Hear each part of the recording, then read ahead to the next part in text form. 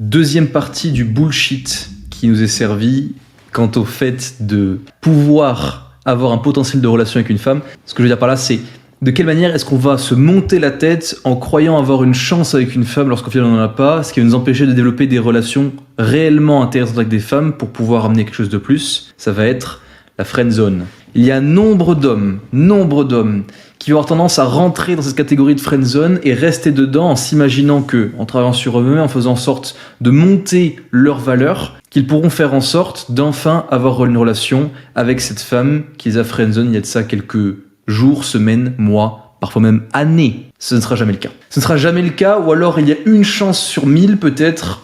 Est-ce qu'on veut jouer aux probabilités ? Je ne pense pas. Pourquoi une chance sur 1000 ?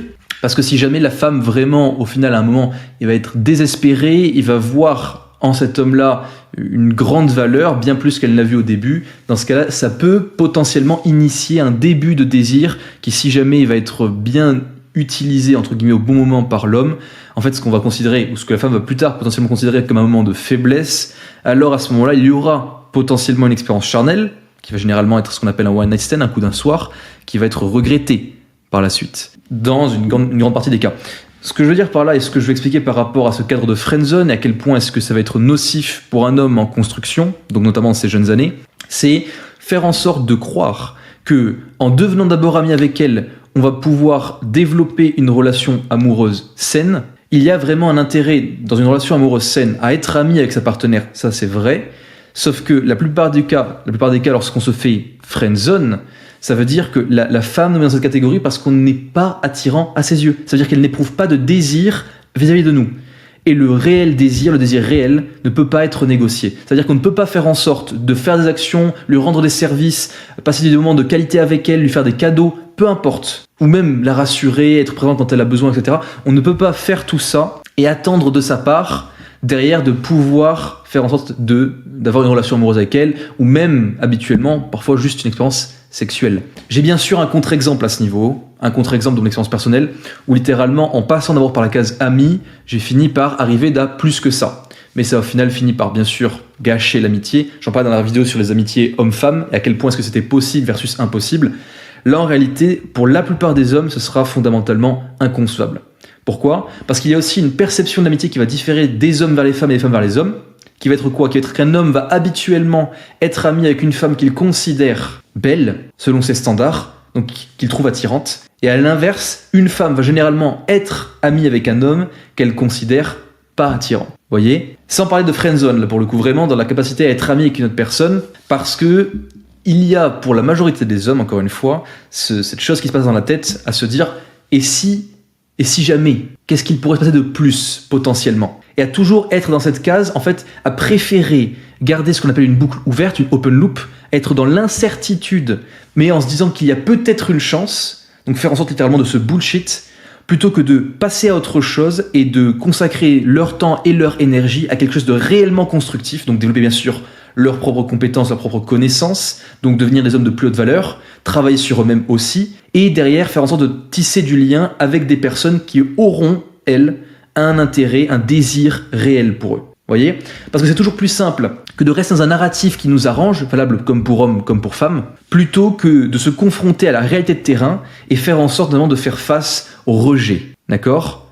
Et c'est ce qui se passe généralement dans la tête de ces hommes-là, c'est je reste fidèle à la fille qui m'intéresse, la fille que j'aime, même si elle ne m'aime pas encore, en espérant qu'elle m'aime un jour, plutôt que de tirer une croix sur la chose, littéralement prendre son courage à deux mains, et faire en sorte de commencer à tenter de développer des relations autres avec des femmes qui, elles, seront intéressées par nous.